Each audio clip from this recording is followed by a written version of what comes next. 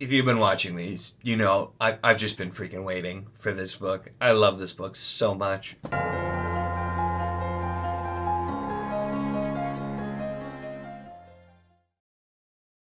Hello and welcome to my channel. In this video, we are finally talking about The Knife of Dreams, book 11 in the Wheel of Time, and just absolutely one of my favorites. I always love this book for a lot of reasons, but it's just where things really kick up a notch. This is the first book of the kind of the race to the finish line here. There's still a lot of things to happen. There's a lot going on in this book, but we're really moving forward now at this point, and getting going. So, like all the other ones, this is going to be part review, part spoiler discussion. Just generally going to be chatting about this book. And this one does have a ton to chat about, unlike the last one we did, Crossroads of Twilight, where I'm still kind of surprised I found enough to say about it as I did.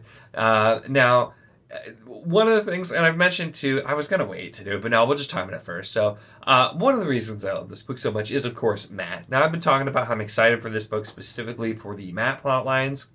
And so I was going to wait and talk about some of the other people here first, but we get a ton of Matt in this book, and it's where we kind of get to catch up with him. And we get some more. We started, and some of the last books saw, him traveling from Ibudar. That's been the thing that's been happening the last few books, similar to the other plot lines that have been going on. But we continue that. We get some more things going on. We see some bubbles of evil there with like people seeing the dead, which is something we actually see through lots of different POVs going on, and the signs that the last battle is coming. But specifically, we get his relationship with Tuon starting to advance a little more, and then finally meeting back up with the Band of the Red Hand, because I love Matt, and I love Matt when he's with the Band of the Red Hand. I just love the scene too, where they're just like absolutely annihilating the Shan-Chan, and Tuon is just like shocked that he actually is, in charge of all these people, and that he's this good of a leader. And then meeting back up with Furyk Karede, which is, like I said, one of the things that I feel like that is the scenes with Furyk Karede specifically would not be as good if you wouldn't have taken the time to set some of those things up in the slower books. And so that's why I still maintain the slower books do help build things out, because you get the same impact. But him coming and looking for Tom Maryland, which I mentioned in a previous video too, thinking he's the leader, and finding out that it's Matt, and he's like, this guy, the dude who is the pretty for the queen back in Ibudar, like he's the mastermind behind this. And just the line too, as they're like they're parts of them are parting ways, and they're going to try and like fight off the other Shan-Chan so Tuon can escape and get back to Ibudar. And he's just like, this is all you ever had, wasn't it? Because they're thinking there's just like people everywhere that are traveling with the Ashaman, and that it's not, and it's really all just Matt and his just brilliant strategies. And so I love the way that shows Matt and his strong points there. As a general, just love a lot of those interactions, the way that all goes as well. Of course, Matt and Tuon officially become married, and so he's now the Prince of the Ravens, which also I feel like for him too, it's just funny, because he was always like, I'm not a bloody lord, and he's called Lord Matt by the band, and now he's a prince, and so always a fun one with Matt. We do, moving to Perrin, we finally are done with the stupid Shido plotline where Fail and the others are captured. This is one of those things where, like, if it would have been a shorter plotline, I think maybe I wouldn't dislike it as much. It is one of my least favorite plotlines in the book. There are good parts too, and I actually like very specifically the way certain parts are handled.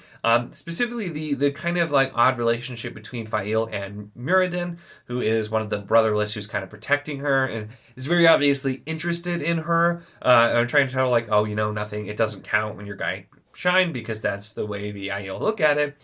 And he's never like pushes her, just trying to protect her. And then when Perrin and Co come running in, and Perrin kills him, and just like that complex emotion where it's this, man who protected her and whom she liked, even though she didn't reciprocate his feelings and that kind of thing. So I love the way that happened as well. And just kind of seeing Perrin take control, and him working with Ty Lee with the Shan-Chan too, gives us yet another look with the Shan-Chan, and something I like that we get to see more of them. They're not just these one-dimensional people that are single-minded. Now we have Suroth, who has her own designs in mind and is a dark friend and is trying to take over and become Empress. We have Tuon and Co., who are another way. We have Furyk Kareed, who's unique and set up differently as well. We have Ty Lee. We have all these different people, and it really helps show them as individuals. And I really like the plot line specifically of Perrin working with the Shan-Chan and just coming in with them, the Shan-Chan, with all of the prophets, followers, and everybody just kind of going in and the whole four-group plan. I like the way that works, but I am just very glad to have this plot line done.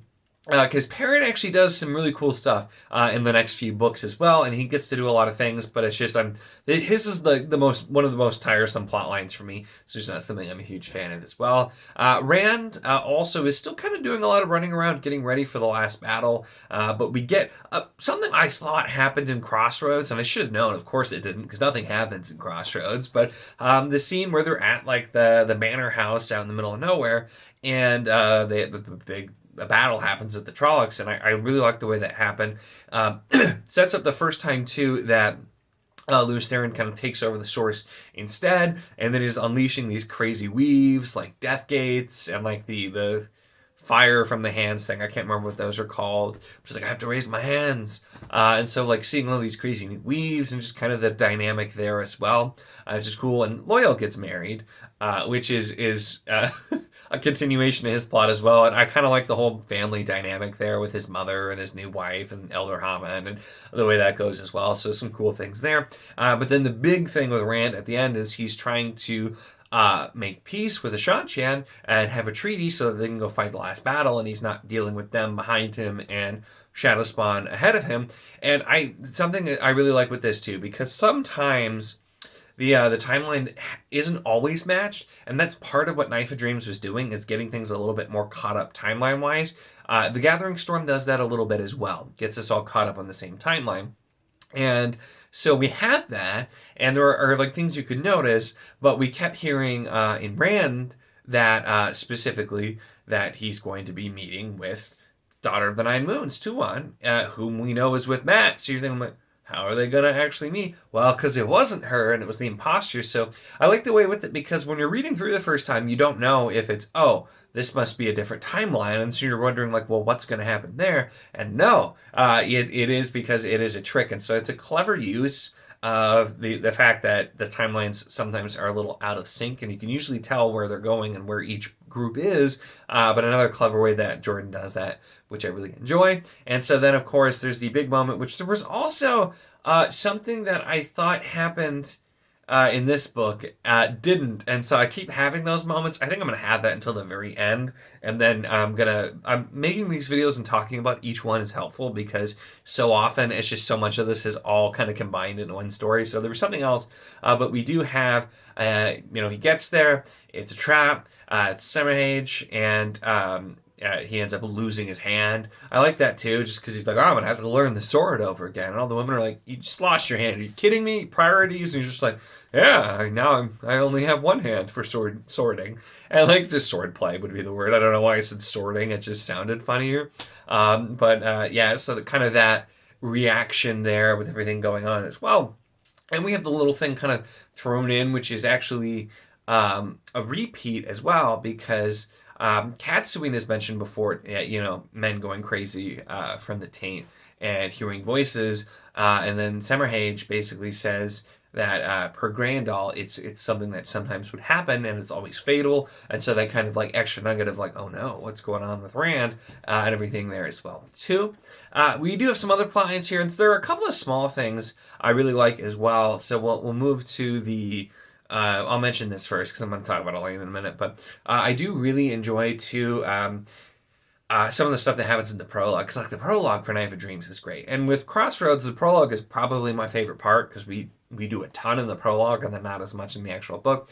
But we see Galad, and he's fighting Eamon Valda, to try to, like, in basically retribution for what Valda did to Morghese, and takes over, and then is going to be in charge of at least that part of the White Cloaks that didn't capitulate to the Shan-Chan. And so that's another thing where we don't really find out anything more on that, just that it happened, and we have like a mention that the White Cloaks are on the move and nobody knows what they're doing now. But that kind of thing, another thing that's set up, and a really great scene, that fight. I love the way that whole thing happens, and so it's another thing I enjoy. We then have, of course, Elaine, and we're finally also done with her quest to get the throne, which is also not one of my favorite plot lines as well.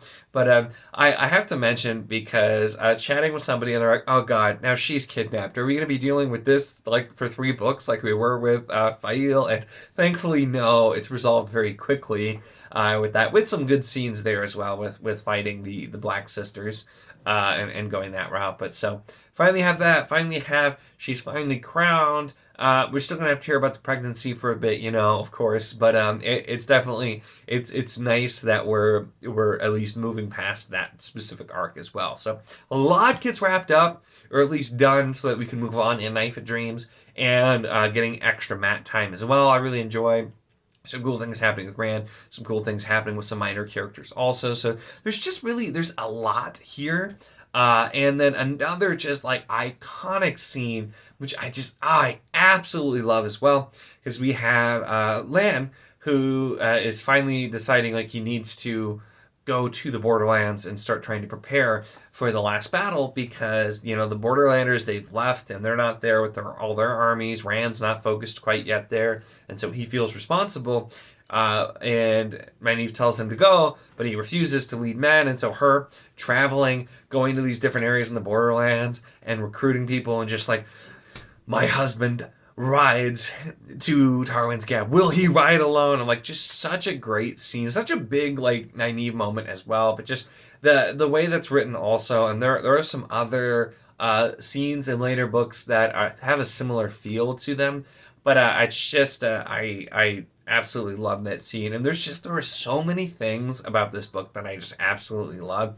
I've really been enjoying my reread. Like I said, with even the slower books, and specifically like Crossroads of Twilight, doing audio I feel like makes a pretty big difference, because I'm listening to it, and I'm not like making myself actually read it when it is the slower parts, even though there are some things that go, but that's mostly just kind of like I said, that's a transition book. We're kind of getting some stuff taken care of from the last book, getting stuff ready for Knife of Dreams. And the good thing is Knife of Dreams now just rolls with everything that's happening, just finishes up all of these big plot lines that have gone on for multiple books. And so we're finally moving forward, getting ready. And the last 3 books, just that pace just goes.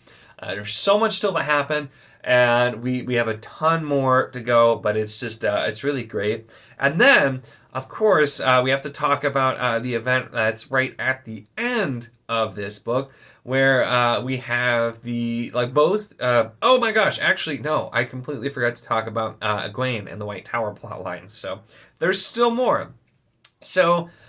We have with that plotline going on, and so this is where like these last couple books, and this one especially, is where I really started to enjoy Egwene more. It was never my favorite character, still not necessarily, but her plotline here, and that continues on after this book, I really enjoy, and it's something that just made me like the character a lot more. So she had been, right at the end of the last book, is captured, and so here we see her adapting to just being told she's going to be a novice again, and her refusing to admit that she is not still the Amaryllis seat, her interacting with people, trying to win people over and promote strife in the White Tower so that the rebels have a stronger position, but also just going through and just really setting things in motion. I just love a lot of that. And the plot lines in the tower, like I said, with the people hunting the Black Aja and the other pieces and all of that, I really start to enjoy more. Some of the earlier White Tower plot lines are kind of, but we get pretty good here. And so we have both the tower have decided that Reds should bond Ashaman, and the rebels have decided that they're going to bond Ashaman because they've already been kind of talking about it, and then emissaries come and say, yep, Rand said you could, but then the Red sisters show up first, and you have Taim, who says, oh, you know the old saying, let the Lord of Chaos rule, which once again goes back to Lord of Chaos, but was a specific thing that was stated to the Forsaken, and so brings up some big questions about Taim as well. And there were other concerns about how he has his like chosen few that are separate. So definitely brings up some other things there that I think are really interesting as well. So there's just so much in this book, and I could probably continue talking even more. I've tried to limit myself to shorter bits here and there with everything, but there was so much. And